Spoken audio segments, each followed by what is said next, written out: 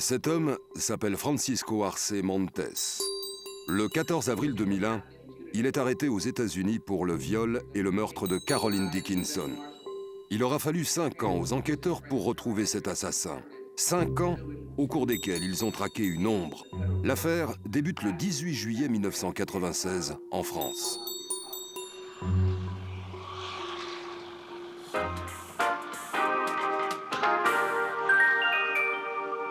Une jeune Britannique de 13 ans et demi a été découverte morte dans sa chambre à l'auberge de jeunesse de Plaine-Fougère, dans la région de Rennes, où elle se trouvait en vacances. Elle a été violée et vraisemblablement étouffée. Une conférence de presse est prévue dans la journée par le juge d'instruction de Saint-Malo. Elle permettra sans doute d'en savoir plus sur les circonstances de ce viol et de ce meurtre, qui demeurent pour l'heure bien mystérieux. Ça s'est passé la nuit, sans témoin. Bon. Et le violeur et le meurtrier est parti. Comment est-ce possible? Dans l'auberge qui affiche complet ce soir-là, personne n'aurait rien vu, rien entendu. Les 4 camarades de classe de Caroline qui dormaient dans sa chambre n'ont pas été réveillés. Et l'assassin est reparti aussi discrètement, aussi sereinement qu'il est arrivé. Alors il y a un signe, une espèce de signature même, qu'il a laissé, que l'agresseur a laissé sur place. Hein. Il y a une signature et un objet. La signature, elle est corporelle, hein. Bon, c'est une agression sexuelle, donc on retrouve du sperme sur le corps de la victime. Et puis, il y a un morceau de coton qui est sur le sol de la chambre, à côté du cadavre. Mais c'est à peu près tout. Caroline Dickinson avait 13 ans. Elle participait avec sa classe à un voyage de découverte en Bretagne. Il y a une personne qui entre dans l'auberge à 4 heures du matin, puisqu'il y a une enseignante qui entend des pas sur les gravillons et qui entend la personne repartir vers 4h50. Et donc là, elle regarde par la fenêtre et elle voit un homme de dos. Ce sont des adolescentes qui ont entre 13 et 15 ans, qui avaient des journées bien remplies dans le cadre de leurs vacances, qui doivent donc avoir un sommeil profond. Cet individu a peut-être vu ces personnes, mais je pense que ce type d'individu, dans ce genre de circonstances, à partir du moment, si j'ose dire, où il a découvert sa proie, rien ne peut l'arrêter. Une fois que c'est parti, c'est malheureusement parti. L'assassinat s'est donc fait en présence des 4 autres jeunes filles. Tout le laisse à penser. La dernière lettre que Caroline écrit la veille de sa mort à son père ne livre aucune information aux enquêteurs. Elle ne mentionne aucune rencontre suspecte, aucun flirt, aucun incident. C'est vraiment très bien ici, disait-elle. On est parti sur 5 hypothèses. Celle du jeu de rôle qui tourne mal au sein du groupe. Le rendez-vous amoureux qui tourne mal. On sait que le groupe avait été en place depuis quelques jours et avait pu lier certaines amitiés avec des jeunes du secteur de Plaine-Fougère. Le rôdeur autour des auberges, les familiers de l'auberge. Donc voilà autant d'hypothèses qui méritaient qu'on les aborde les unes après les autres et dans lesquelles on pouvait trouver potentiellement un responsable. Les gendarmes privilégient celle du rôdeur, car dans l'après-midi du meurtre, un homme avec des tatouages sur les bras a été aperçu près de l'auberge. La description de l'individu interpelle les gendarmes. Ils connaissent un homme correspondant au profil, un SDF, qu'ils ont arrêté par le passé, un homme au casier judiciaire plutôt chargé. Ils lancent un avis de recherche. Localiser Patrice Padet, 40 ans. L'individu est vêtu d'un jean et porte un sac à dos de couleur foncée. France Inter. Identification rapide, interpellation discrète et mise en examen sitôt les aveux effectués. Un homme d'une quarantaine d'années, apparemment sans domicile fixe, est aujourd'hui en prison. Les cheveux courts, blonds, une moustache, une boucle d'oreille et des tatouages sur les bras, voilà la description que fait la secrétaire de mairie du SDF meurtrier présumé de la petite Caroline. Cet homme d'une quarantaine d'années, incarcéré hier soir à la maison d'arrêt de Saint-Malo, a avoué le viol et le meurtre de la jeune Anglaise. J'allume ma radio et c'est là que j'ai entendu viol et meurtre d'une gamine de 13 ans à Plaine-Fougère. Là, je me suis dit, automatiquement, ils vont tomber dessus. C'est clair. Bah oui. Je suis tatoué des pieds à la tête. Hein. Puis en plus, à l'époque, j'avais un petit os en manche avec une grande gueule de loup ouverte et tout. Bon, c'était repérable, mais bon, je veux dire, moi, je m'en fous, toi. Les gens, ils ont pas à me juger. Hein. Je suis comme je suis, toi. Hop, contrôle d'identité. Pas de problème, je sors mes papiers. Bah, vu que j'avais entendu le truc, je me suis dit, gendarme, une môme de 13 ans violée et tuée. Moi, je suis sur la haut de mon sac à dos, j'ai avoir le droit au contrôle. J'ai pas été surpris du tout. Et je me cachais pas, de toute façon. J'avais rien à me reprocher, je me cachais pas. Hein. C'est tout. Voilà. Lorsque je l'ai mis en examen, non pas dans mon bureau, mais pour des raisons de protection, et notamment de protection à son égard, parce que bien entendu la presse, elle, était persuadée que c'était lui, dans une caserne de gendarmerie voisine, dans mon bureau, en présence d'un avocat. Alors, un avocat commis d'office, mais c'était quand même le bâtonnier en exercice de Saint-Malo qui se trouvait être de permanence ce jour-là. Patrice Padet, auquel j'ai proposé, conformément au code de procédure pénale, soit de répondre à mes questions, soit de ne rien dire du tout, soit de faire des déclarations spontanées, m'a dit Monsieur le juge, c'est moi, je reconnais, je vous expliquerai ça plus tard, je suis fatigué, j'ai envie de dormir, mais rassurez-vous, c'est bien moi. Padet, l'ex-taulard et sa gueule de coupable, qui boit, qui fume et qui à cette époque se drogue. Sevré durant 48 heures, harcelé, en manque, il répond par oui aux questions qu'on lui pose. Je m'appelais son sac, dont un en uniforme. Bon, l'autre, il enlève sa gourmette, sa chevalière, il me fout d'énormes baffes et tout. Bon, et puis, là, ils sont là, il y en a qui dit « Ah, elle est blonde et tout, là !» L'autre, il dit « Ah bah alors, elle était couchée sur un plumard, hein !» L'autre, il dit « Hein, c'est une belle blonde !» L'autre, après, il veut dire « Elle a les beaux yeux bleus et tout, là !» On sait même plus quoi répondre, quoi, en fin de compte. C'est complètement aberrant, c'est pire que quand même, t'as la baisse du cerveau, en fin de compte. Je veux dire, n'importe quel type, il pourrait avouer n'importe quoi. De toute façon, le grand, celui-là, il a dit, on l'a, de toute façon, celui-là, on ne le lâchera pas, de toute façon, il faut que tu plonges. Et dès le départ, sans savoir si j'étais coupable ou innocent. C'est-à-dire qu'il leur fallait un coupable à tout prix. Padet fait la une, livré à la presse qui se déchaîne, qui le présente comme un monstre. Pour tous, à ce moment, l'assassin de Caroline Dickinson est sous les verrous. Il s'agit d'une enquête qui a été rondement menée, qui a fait l'objet de gros moyens dès le départ. Et donc, finalement, je me dis, ça y est, le porte-à-porte a été particulièrement efficace. On a une identification d'un auteur et que, par conséquent, donc, on est uniquement dans la dernière phase qui consiste à confirmer à charge ou à décharge éventuellement, mais à confirmer l'implication de la personne interpellée dans ce meurtre. Moi, ce que j'attendais, les résultats de l'ADN, parce que je savais que moi, ça existait. Mais là, ils ont mis 17 jours. Que maintenant, il faut juste 10 heures pour les avoir, les résultats.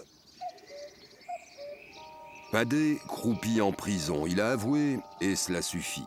La baie du Mont-Saint-Michel retrouve sa quiétude. Quand la nouvelle tombe, un cataclysme pour les enquêteurs, pour la justice. Patrice Padet est libre. Il a quitté la maison d'arrêt de Ploemeur en fin d'après-midi dans la voiture de son avocat. C'est bien la science qui a sorti Patrice Padet de prison, pas les premiers résultats d'une enquête de terrain qui semblait l'accabler. Les tests génétiques l'affirment, pourtant, gendarmes et juges soutenaient que le SDF avait avoué. Quand la famille va découvrir que l'analyse génétique a démontré l'innocence du premier suspect, et quand la famille va découvrir que les aveux du premier suspect sont des aveux sans valeur, donc nécessairement des aveux extorqués, d'une manière ou d'une autre, hein, que ce soit la pression psychologique ou la pression physique, ou les deux, la famille est profondément choquée.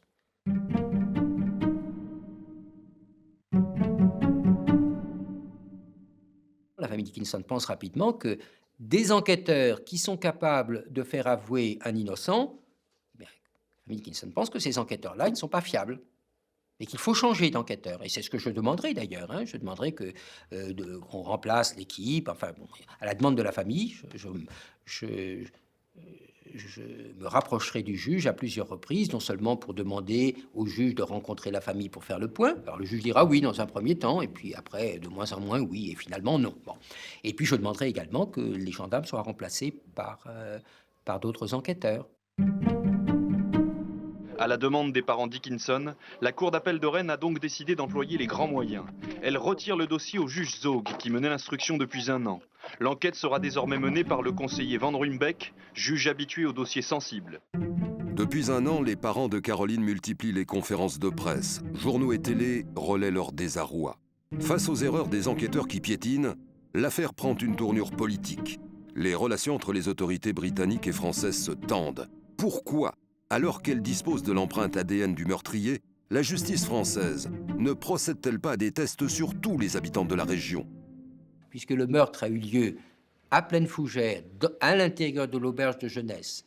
Et donc, on peut penser que celui qui a commis le meurtre connaissait les lieux. Donc, on peut penser que c'est peut-être, en réalité, ce n'était pas le cas d'ailleurs, mais on pouvait légitimement se dire, une des hypothèses sérieuses, c'est que c'est un type du coin. Bon, donc la famille Dickinson me dit, bien, pourquoi ne fait-on pas comme on fait chez nous? La police anglaise, dans une affaire pareille, à l'époque, procédait à des tests génétiques systématiques de toute la population d'une localité. Cette technique, les Britanniques l'ont utilisée quelques mois avant le meurtre de Caroline Dickinson.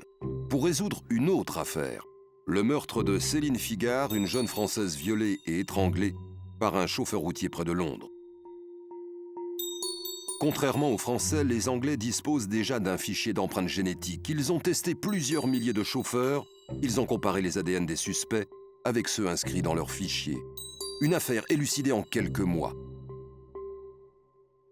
Alors évidemment, les médias anglais n'arrêtaient pas d'évoquer notamment cette affaire-là, et puis de comparer, et de dire, bah, écoutez, regardez, hein, la police française, elle n'est pas au niveau de notre police, et au-delà, certains médias n'hésitaient pas à dire que c'était volontaire.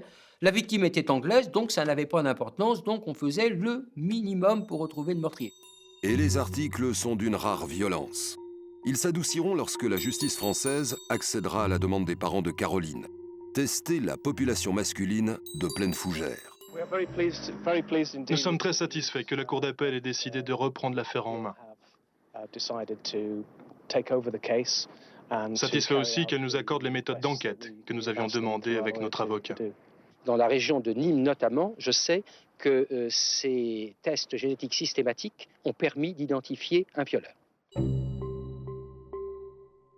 Cette affaire prenait une mauvaise tournure. On crève l'abcès, on fait cette mesure, et puis on va voir comment on peut, est-ce qu'on peut retrouver cet auteur qui a échappé aux enquêteurs au début. Il faut y aller, on ira, puis c'est tout. En espérant qu'il n'y a pas d'erreur dans les tests, c'est tout. C'est vrai, tout le monde aimerait bien savoir ce que c'est quand même. Si c'est quelqu'un du coin ou... Ouais. On soupçonne tout le monde dans ce genre de truc-là. Très difficile. Je sais pas, moi je pense qu'il faut absolument que ça soit trouvé, on ne va pas laisser des gars comme ça en liberté. Mais c'était destiné à relancer le dossier, hein. Je n'y croyais pas spécialement pour ma part. Hein. Je pensais pas que le meurtrier était nécessairement de Plaine Fougère, et je ne croyais pas que ces examens systématiques à Plaine Fougère allaient automatiquement nous permettre de trouver le coupable. Il fallait relancer l'enquête, ça a permis de la relancer. L'idée sera un peu de trouver le coupable par élimination, quitte à le chercher ensuite ailleurs. À partir d'un simple cheveu, les gendarmes en compareront l'ADN à celui du violeur prélevé sur la victime. On a quand même la preuve absolue, c'est-à-dire on a l'ADN de l'auteur. Mais tout le problème, c'est de mettre un nom sur cette signature. Voilà. C'est pas facile parce que reprendre un dossier 1 an après, les témoins commencent à perdre la mémoire, on ne peut plus recueillir d'indices. C'est extrêmement difficile. Hein. C'était... Je dirais pas un coup de poker, mais je peux vous dire, c'était loin d'être gagné d'avance. Alors, c'est toujours été mon angoisse dans ce dossier, c'est de me dire, bon, on va mettre les moyens qu'il faut, on va travailler à fond sur ce dossier, on va essayer de remettre un peu d'écart tout ça, mais quelle chance a-t-on de retrouver l'auteur? Il faut faire travailler son cerveau, hein. C'est vraiment, là c'est Sherlock Holmes en quelque sorte, hein. C'est forcément intellectuelle. L'enquête, elle ne peut être que profondément intellectuelle. Bon. Et cette enquête-là est une enquête dans une affaire de cette nature-là, où on a un cadavre, mais au fond rien d'autre qu'un cadavre, et une signature génétique qui est inexploitable dans un premier temps. Donc dans une affaire comme celle-là, ben, il faut, avant de lancer les enquêteurs à droite, à gauche, avant de procéder à des tests, avant de procéder à des vérifications, il faut essayer d'imaginer, à partir du peu d'éléments qu'on a, qui pourrait être le meurtrier. Pendant tout ce temps, que fait Francisco Arce Montes? Le matin du meurtre, il quitte tranquillement Pleine Fougère sans être inquiété. Il se rend à Cherbourg. De là, il embarque pour l'Angleterre. Le 20 juillet, il apprend par la radio que Caroline Dickinson est morte. Il vide alors son compte en banque, reprend le bateau, traverse la France et gagne l'Espagne, son pays natal. De son côté, Renaud van Runebeck change de méthode. Il confie le dossier à un psychologue qui se rend sur les lieux du crime et dresse le profil du tueur. Il faut avoir une certaine habitude pour commettre ce type d'infraction, de ce genre de périple, puisque la chambre est extrêmement exiguë. Vous pouvez toucher quasiment presque tous les murs quand vous êtes relativement grand, ce qui veut dire que vraiment il est capable de faire ça dans un climat extrêmement confiné. Caroline Dickinson n'y dort pas seule, il y a d'autres jeunes filles qui dorment à côté, d'autres préadolescentes, et Caroline Dickinson est la seule qui par contre dort à terre. Et c'est peut-être ce qui va faire que l'agresseur va la choisir à elle, parce qu'elle est plus facile d'accès en quelque sorte et plus facile à agresser. Donc c'est à peu près, c'est très probable, puisque les autres, c'est plus compliqué, donc pour les agresser, elles sont sur les lits superposés. Et puis, très vite, on sent qu'on a affaire à quelqu'un qui est capable d'être excité pour pouvoir l'agresser sexuellement dans ce climat où à tout moment quelqu'un peut se réveiller, le dénoncer ou poursuivre ou témoigner contre lui. Donc ça veut dire que c'est un prédateur sexuel et donc ça veut dire que derrière il y a sûrement une trajectoire d'infracteur sexuel. Montes est bien un délinquant sexuel qui a déjà sévi par le passé, en Allemagne notamment. Mais ça, les enquêteurs l'ignorent encore. C'est à partir de là où je crois qu'on rentre dans une logique qui nous oblige à nous pencher sérieusement sur les faits de même nature ayant été commis dans les auberges de jeunesse. L'intuition est bonne, car la nuit même du meurtre, une autre jeune fille avait été sexuellement agressée à 50 km seulement de Pleine Fougère, ici, dans l'auberge de jeunesse de Saint-Lunaire. Et les points communs sont très troublants. Les jeunes filles avaient le même âge, elles venaient d'Irlande, elles étaient en voyage scolaire. Mais étrangement, les premiers enquêteurs feront l'impasse sur l'agression de Saint-Lunaire. Lorsqu'ils découvrent cet élément dans le dossier 1 an après les faits, le juge van Runebeck est persuadé que les deux meurtres sont liés. Moi, je suis arrivé assez vite à la conclusion, sans être certain, parce que je me méfiais toujours des a priori. Et c'est la vraie difficulté dans ces dossiers, c'est qu'il faut toujours avoir l'esprit large. Mais j'avais quand même le sentiment que c'était le même auteur qui avait agi sur les deux sites. Donc ça modifie la donne, parce que c'était plus un local qui traînait par là et qui a repéré par hasard un groupe de jeunes Anglaises à ce moment-là. Ça devenait plus quelqu'un qui tournait sur des auberges, en tout cas sur deux auberges qui n'étaient pas très éloignées l'une de l'autre. J'avais étudié aussi les horaires déclarés par les jeunes filles, et ça collait parfaitement à un témoignage près. C'est-à-dire qu'on avait un auteur qui était venu d'abord à Pleine Fougère, qui avait traîné jusqu'à minuit, 1h, et puis les jeunes filles faisaient la fête, elles se couchaient pas, enfin c'était un peu le bazar. Donc de guerre lasse, il est parti à Saint-Lunaire, et là il a commencé une agression sur Kate Riley. Et on avait là, je me souviens des témoignages de mémoire, notamment Jenna Ellis, on avait des jeunes filles qui là s'étaient réveillées, qui l'avaient entendu, et qui l'avaient interpellé, qui l'avaient appelé, qui avaient allumé la lumière. Et là, l'auteur s'en va, il commence à appuyer, on voit la scène en lisant les déclarations des jeunes filles, il est à genoux près de Kate Riley, Et là, il entend les autres qui se réveillent, donc il se lève, il s'en va. Il est entre 2 et 3 heures du matin, et la scène du meurtre de Caroline Dickinson se passe, elle, à 4h, 4h30 du matin. Donc, on voit qu'il est monté en puissance, en quelque sorte. Il n'est toujours pas parvenu à ses fins, mais là, il revient au point de départ. Donc, vous voyez, en étudiant le dossier, j'arrivais à me faire une idée de l'auteur. Donc, on n'était plus sur quelqu'un d'un peu simplet du secteur qui aurait comme ça fait un acte purement ponctuel, mais sur quelqu'un qui avait déjà repéré quand même deux sites, quelqu'un qui était beaucoup plus organisé. Le rapprochement des deux affaires permet aux enquêteurs de se faire enfin une idée de l'homme qu'ils recherchent. Ce sont les témoignages de 2 jeunes filles et d'un animateur qui ont permis d'établir ce portrait robot. Le juge Zog, à l'époque, les avait mis de côté. 18 mois plus tard, c'est cette piste que privilégie le conseiller Van Ruynbeek.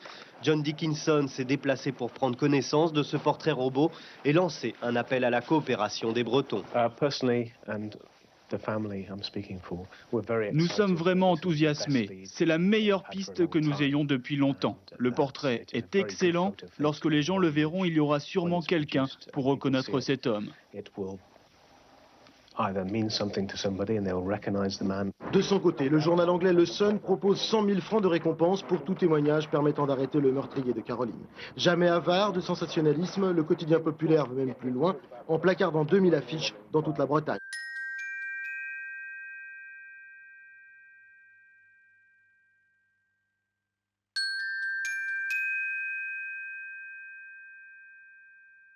Le portrait est largement diffusé.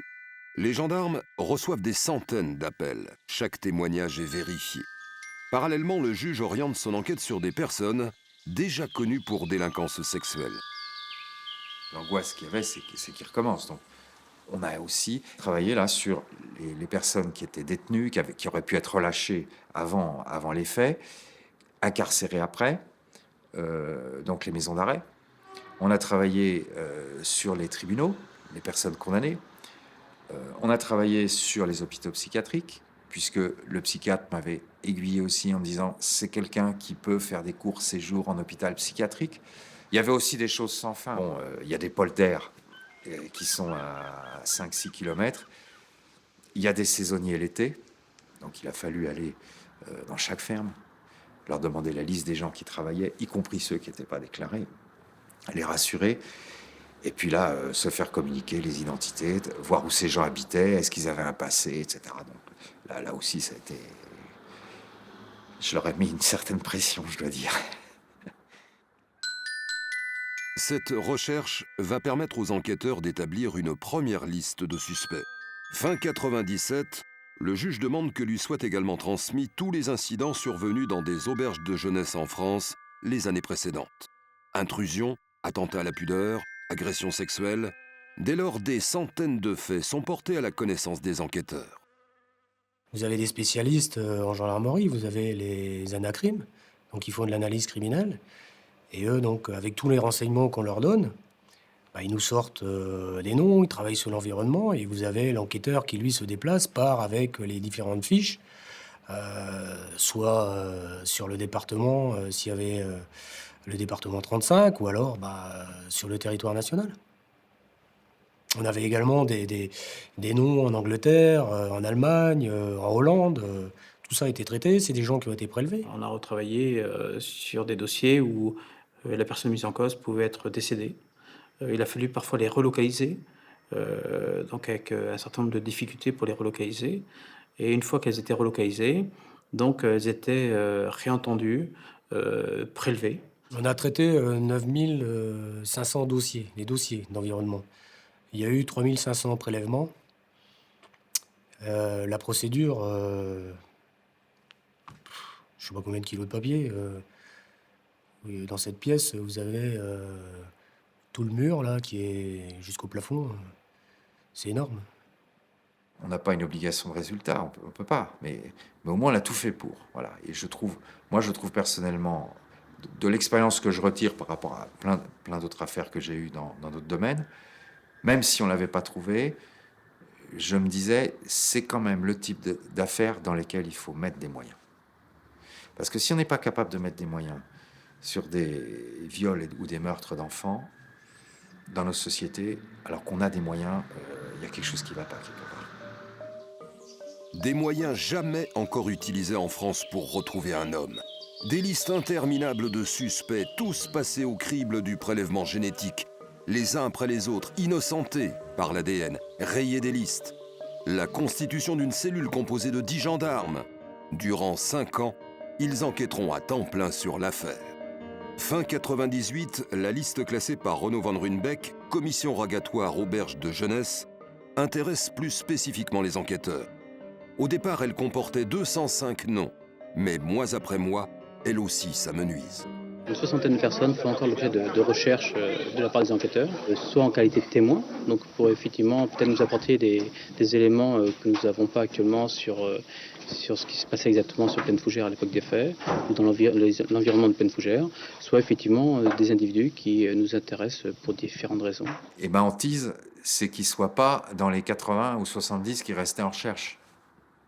Alors je sais bien, l'espoir fait vivre, mais 70 sur 3000 au départ, les chances s'amenuisent. Mais en même temps, alors on se dit toujours, bon, alors, de toute façon, on se doutait que ça serait pas dans ceux qui viendraient spontanément se présenter avec une carte d'identité qu'on le repérerait.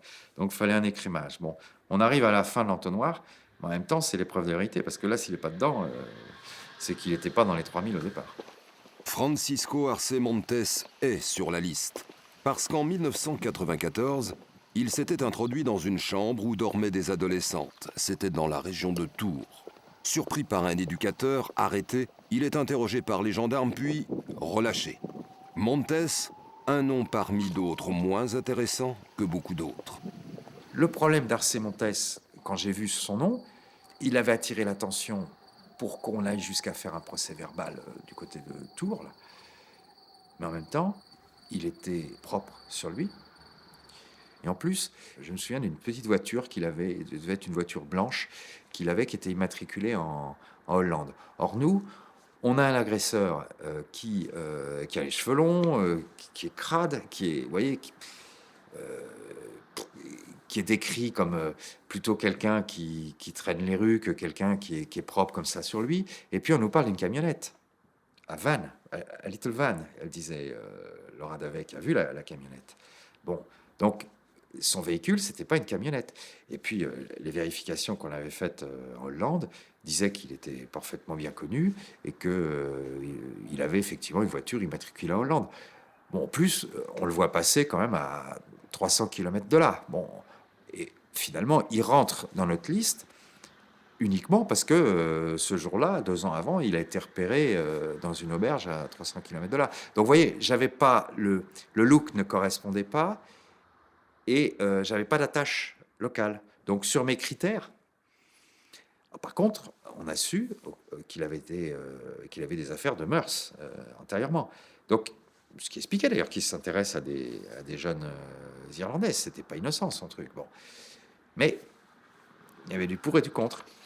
Et je peux vous dire que dans cette enquête, j'en ai au moins eu 7 ou 8 qui étaient costauds, qui avaient ce look, qui tournaient sur les auberges et qui étaient connus pour mœurs. On les appelait les rouges foncés, parce que les rouges étaient... Les gendarmes les avaient appelés comme ça. Les rouges, c'était vraiment ceux qui étaient très intéressants sur nos listes. Bon, et parmi les rouges, vous aviez des rouges foncés. Alors les rouges foncés, c'était ceux qui potentiellement répondaient à un maximum de critères. Alors c'était assez inquiétant, parce que quand on voit des enquêtes comme ça, on se dit, mais il y a 50 ans, peut-être même pas il y a 50 ans d'ailleurs, ces gens-là auraient pu se faire condamner aux assises sur des présomptions, parce qu'il y avait des présomptions, et même lourdes pour certains. Mais là, à chaque fois, l'ADN, c'est pas lui. Donc c'est là que l'ADN, moi, m'est apparu comme un facteur capital, c'est la preuve absolue, mais c'est aussi la preuve de la non-culpabilité de quelqu'un.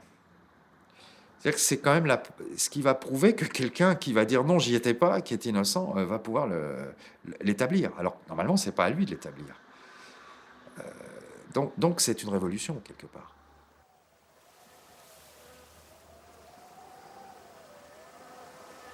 Lorsque je rendrai le dossier, moi, en juillet 2000, sur les 63 individus mis en cause dans des procédures d'intrusion dans des établissements de cette nature, il y en aura 61 qui auront été entendus et écartés. Donc il ne restera, lorsque je quitterai donc le 16 juillet 2000, que 2 personnes qui n'ont pas encore fait l'objet d'audition et de prélèvement. Un individu plus Francisco Arce Montes. Il n'y avait pas de fichier à l'époque. Il n'y avait pas de fichier. Hein, s'il y avait eu un fichier, peut-être que Arce Montes, quand il avait été contrôlé à Tours 2 ans avant, il aurait été fiché quelque part. Et si on l'avait eu dans le fichier, il suffisait de comparer l'ADN trouvé sur place avec ce fichier, et on aurait tout de suite vu que c'était lui. Hein, mais à l'époque, on n'avait pas de fichier, et il y avait beaucoup de réticences pour créer un fichier. Hein, je pense que cette affaire, comme l'affaire Guy Georges, ont contribué à l'évolution des mentalités, et finalement à permettre la constitution progressive d'un véritable fichier. À la différence des Britanniques, les enquêteurs français ne disposent pas à l'époque d'un fichier national d'empreintes génétiques, des registres sur lesquels figure l'ADN prélevé sur toute personne impliquée dans un crime ou un délit, des signatures génétiques conservées dans les ordinateurs de la police. 2 ans et demi après le meurtre, l'assassin de Caroline Dickinson est toujours dans la nature. Début 99, les enquêteurs n'ont toujours pas identifié l'empreinte génétique laissée par le meurtrier. En France, on oublie peu à peu l'histoire. En Angleterre, l'affaire suscite toujours autant d'intérêt de la part des médias et du public. 2 diplomates de l'ambassade de Grande-Bretagne étaient d'ailleurs présents aujourd'hui à Rennes pour témoigner leur soutien à la famille Dickinson. On ne s'est pas fixé des délais, ça ne se situe pas comme ça. On essaye de faire en sorte d'arriver jusqu'au bout de cette enquête. Au bout de cette enquête, c'est l'interpellation, l'arrestation de l'auteur. Bref, les enquêteurs affichent leur optimisme, une conviction partagée par le père de Caroline, qui ce matin a une nouvelle fois rencontré le juge Van Ruymbeck. Beaucoup de meurtres sont élucidés bien des années après avoir été commis. On a les tests ADN qui sont cruciaux, on a le portrait robot. Avec tout cela et l'aide de la population française, nous pourrons l'attraper. Arce Montes, un nom sans visage, une ombre qui rôde. Les enquêteurs savent qu'il est espagnol. Ils demandent alors aux inspecteurs d'Interpol de leur fournir les renseignements qu'ils pourraient éventuellement détenir sur cet homme. Cette affaire aurait pu et aurait dû être résolue beaucoup plus tôt si la coopération policière européenne fonctionnait. L'arrêt de la Cour d'appel, c'est août 97, hein, sauf erreur de ma part, le meurtre est de 96, c'est cela. Dès septembre 97 ou octobre 97, Francisco Javier Arce Montes fait partie de la liste des suspects.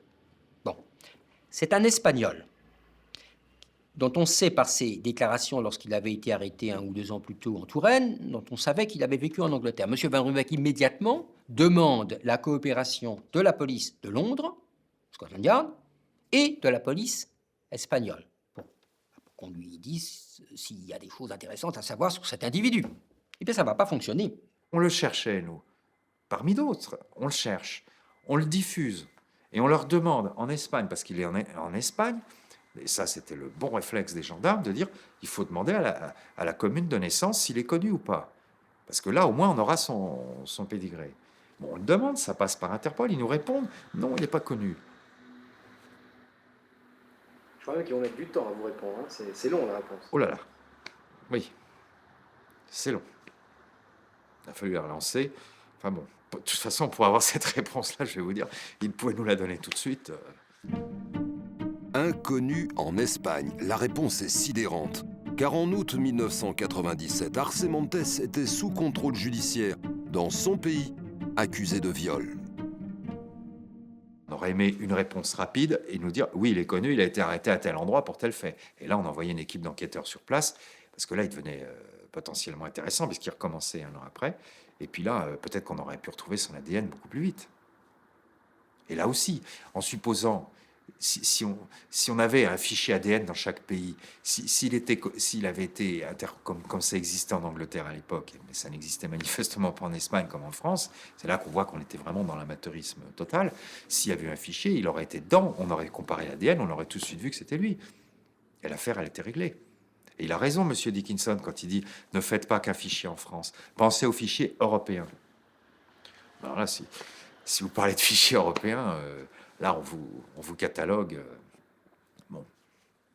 En résumé, inconnu en Espagne, mais il a eu des problèmes, notamment en Allemagne, où il a purgé de la prison pour des faits d'agression sexuelle. Inconnu en Espagne.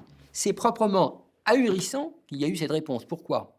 Parce qu'on a su plus tard, à la suite de l'arrestation en Floride d'Arce Montes, qu'un an, presque jour pour jour, après le meurtre de Caroline Dickinson, en Espagne, il a tenté d'agresser sous la menace d'un couteau, il a tenté de violer sous la menace d'un couteau une jeune fille, qu'il a été arrêté, qu'il a été plusieurs mois en prison, et que finalement il ne s'est pas présenté à son procès, et qu'il est dans la nature. Et on répond à la justice française, on ne le connaît pas. Bon, c'est un dysfonctionnement majeur. En tout cas, ça montre bien quelque chose que j'ai toujours dit, c'est qu'en matière judiciaire, dès qu'on franchit les frontières, c'est le système D. C'est le coup de chance, on n'a pas les outils nécessaires. C'est bien la preuve qu'Interpol, il faut qu'ils aillent plus loin. Qu'est-ce qu'ils disent, là, Interpol, face à ça? Ils peuvent que reconnaître leur erreur. S'ils en sont encore à dire non, on travaille très bien, bon, ils n'ont rien compris. Mais qu'ils fassent leur autocritique, qu'ils aillent voir pourquoi, dans un cas comme ça n'a pas fonctionné. Et qu'ils le disent, qu'ils jouent la transparence. Et qu'ils le disent. Après tout, l'erreur est humaine. Il y a peut-être... Mais voilà. Donc, vous me demandez s'ils nous ont aidés. Ben non, là, les Espagnols... Alors, je ne dis pas que c'est la faute des Espagnols. Il y a Interpol en Espagne. Pourquoi ne nous informe-t-il pas que l'auteur est interpellé pour viol? Il a été arrêté, en prison. Et on ne le sait pas. Alors, Interpol ne le sait pas. Pourquoi ils ne le savent pas? S'ils ne le savent pas, quel est à quoi ils servent? Franchement.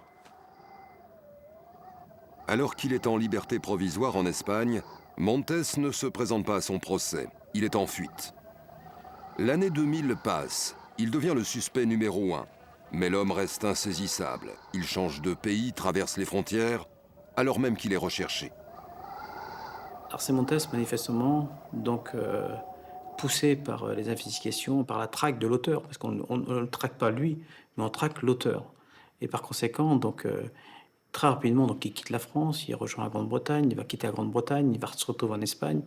Et donc, sans que la pression de l'affaire ou de l'enquête Dickinson le poursuive, comme il est un peu en marge, donc il va très rapidement, donc finalement, repartir sur les États-Unis.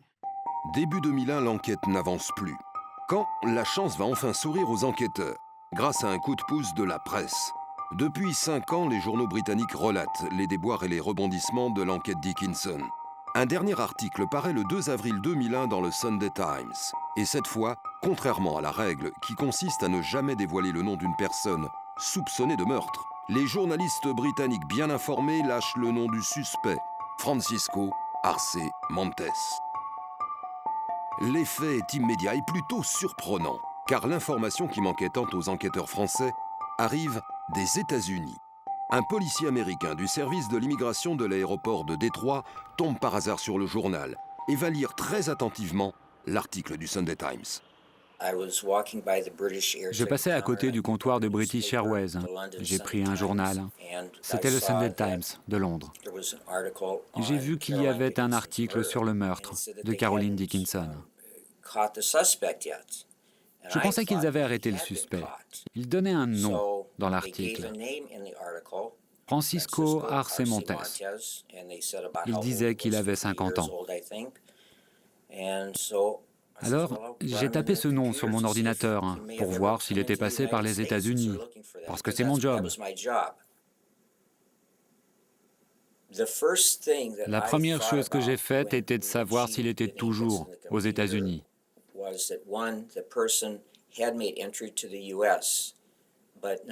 La seconde chose, c'était de savoir s'il pouvait représenter une menace pour les citoyens américains ou pour les touristes étrangers. Donc, pour nous, l'important était de savoir s'il était encore sur le territoire américain. À ce moment-là, nous ne le savions pas. Nous ne savions pas non plus qu'il avait été arrêté.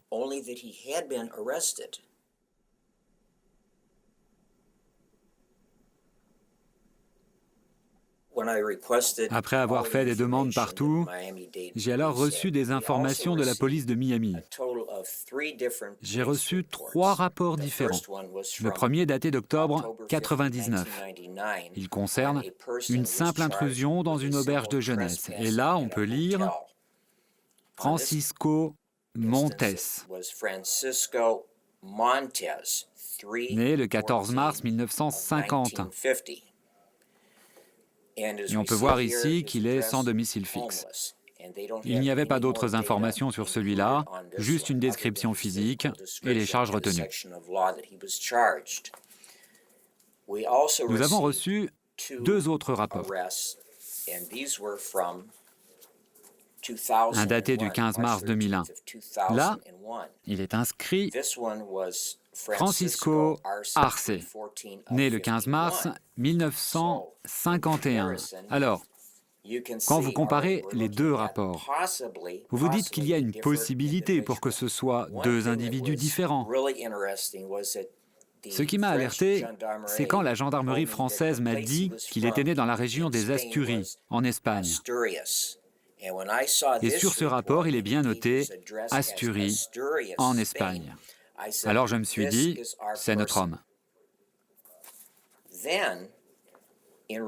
Et puis, il est noté sur ce 3e rapport, il est dit qu'il partageait une chambre de l'auberge de jeunesse avec 2 autres jeunes femmes, et lorsque l'une d'elles s'est réveillée, elle a vu qu'il y avait du sperme sur ses vêtements. La chose la plus intéressante, ce sont les dates. 14 mars 2001. Il s'était passé très peu de temps entre tous ces faits. On s'est dit qu'il était peut-être toujours en prison, et nous avons vu qu'il était toujours en prison. Montes en prison aux États-Unis pour attentat à la pudeur, les Américains réussissent à prélever son ADN, un peu de salive laissée sur un verre. Ils en envoient un échantillon en France. Tous les indices désignent aujourd'hui Francisco Arce Montes comme le suspect numéro 1 dans l'affaire Caroline Dickinson. Cet Espagnol de 50 ans, recherché depuis 4 ans par les autorités françaises, est incarcéré depuis 1 mois aux États-Unis. Cet homme est simplement un suspect parmi les 48 autres qui sont recherchés. Il ne faut pas se focaliser sur lui, car ce n'est peut-être pas le coupable. L'attente aura duré moins d'1 journée. Une journée décisive au terme de 5 années d'enquête. Hier soir, vers 22 h, le parquet de Rennes livre les conclusions des expertises génétiques. L'analyse qui vient d'être pratiquée révèle qu'il existe des similitudes très importantes avec l'empreinte relevée à Pleine Fougère. Les analyses d'ADN pratiquées par ce laboratoire de la police scientifique de Paris ont relevé 16 marqueurs identiques, alors que 7 suffisent à établir une certitude devant les tribunaux. La famille Dickinson est prudente, elle n'a jamais renoncé à retrouver le meurtrier de Caroline. Je voudrais remercier les médias de ne pas avoir oublié Caroline pendant ces 5 années. La couverture médiatique qui a accompagné ce drame me semble avoir permis ce dénouement.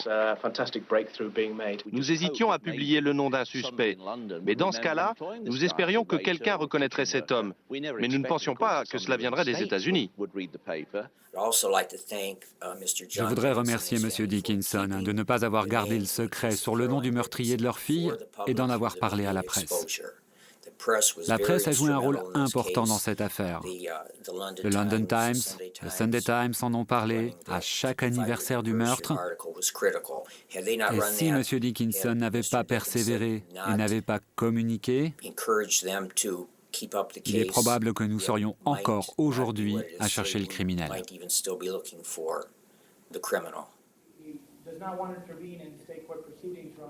Aux États-Unis, Montes allait être condamné pour attentat à la pudeur. Mais pour permettre son extradition rapide vers la France, la Cour de justice de Miami décide alors d'abandonner les charges qui pèsent contre lui.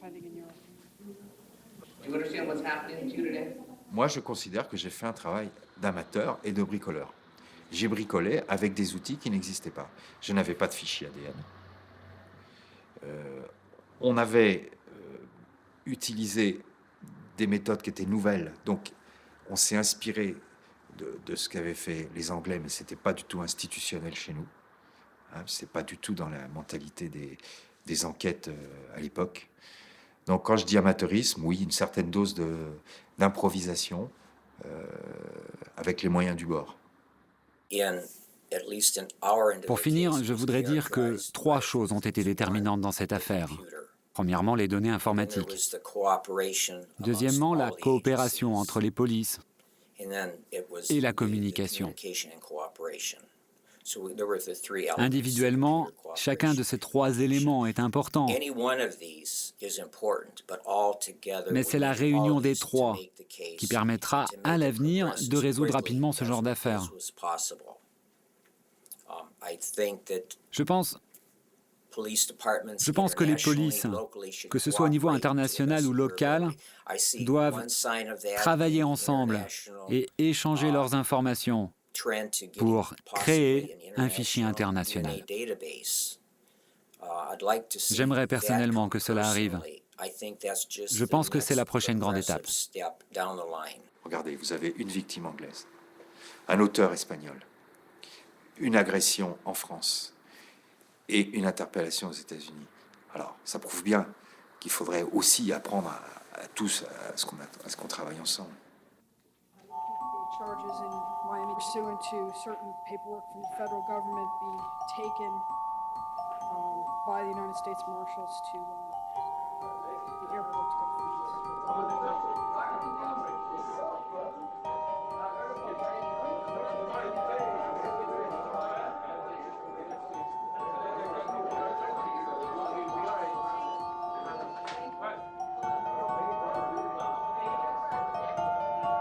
Le 20 novembre 2001, Francisco Arce Montes est extradé en France sous bonne escorte.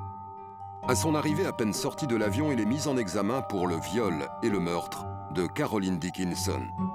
Transféré à Rennes le jour même, il est immédiatement placé en détention provisoire.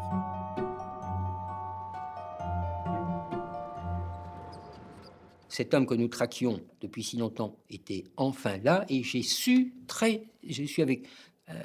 avec d'une certitude aveuglante, j'ai su que nous n'étions pas au bout de nos peines. Durant 3 ans, régulièrement, Montes va arpenter les couloirs du palais de justice de Rennes. Des dizaines d'auditions pour comprendre ce qui s'est passé et pourquoi. Mais Montes ne se livre pas à ses juges. J'étais là, il était là avec son avocat, et je me rappelle très bien les regards appuyés et ouvertement hostiles d'Arce Montes, qui me connaissait par la télévision. Et les regards, ça j'en ai le souvenir très précis, les regards d'Arce Montes vers moi, c'était des regards d'intense hostilité. J'étais presque plus paradoxalement l'homme à abattre que les enquêteurs. J'étais un petit peu l'âme du complot contre lui. Il faudra attendre 2003 pour que Montes parle enfin. Oui, il était bien présent dans la chambre de Caroline le soir du meurtre. Il avouera le viol, mais refusera l'inculpation d'homicide volontaire. « Je n'avais pas l'intention de tuer, j'ai dérapé », dira-t-il. « J'ai honte. » La première fois que je rencontre M. Arce Montes, j'ai en face de moi quelqu'un de profondément immature, avec des préoccupations qui sont, de prime abord, totalement dépourvues d'intérêt. Un discours un peu fleuve, faisant un petit peu abstraction de son interlocuteur, du cadre dans lequel on intervient, mais préoccupé par des détails. Des détails qui apparaissent en tout cas comme des détails, c'est-à-dire des éléments qui sont propres à sa vie carcérale. Par la suite, d'ailleurs, on aura la confirmation par différents éléments de rapports psychiatriques ou autres, de ce qu'en fait, il a ce qu'on appelle des TOC, des troubles obsessionnels du comportement, qui sont assez pointus. C'est quelqu'un qui va se laver les mains 50 fois par jour, qui va laver sa nourriture avant de la manger, qui va faire ce qu'on appelle des anorexies mentales. Donc quelqu'un de très troublé sur le plan psychiatrique, mais de toujours obsédé par des détails, et puis pas du tout dans le temps présent. Le 14 juin 2004, après 7 jours de débat, Francisco Arce Montes est condamné à 30 ans de prison. Au moment où M. Arce Montes apprend la peine, on n'a pas de réaction de sa part. C'est pas qu'il ne manifeste pas d'émotion, parce que pour lui, quelque chose qui est très important, c'est qu'il a malheureusement été déclaré coupable du chef de meurtre. C'est-à-dire que la justice a considéré qu'il avait vraiment voulu donner la mort. Ça, par contre, ça, il le retient, il ne peut pas l'accepter. Francisco Arce Montes fera appel du jugement. En juin 2005, la Cour d'appel de Saint-Brieuc confirmera le verdict de Rennes. 30 ans de prison assortie d'une peine de sûreté de 20 ans.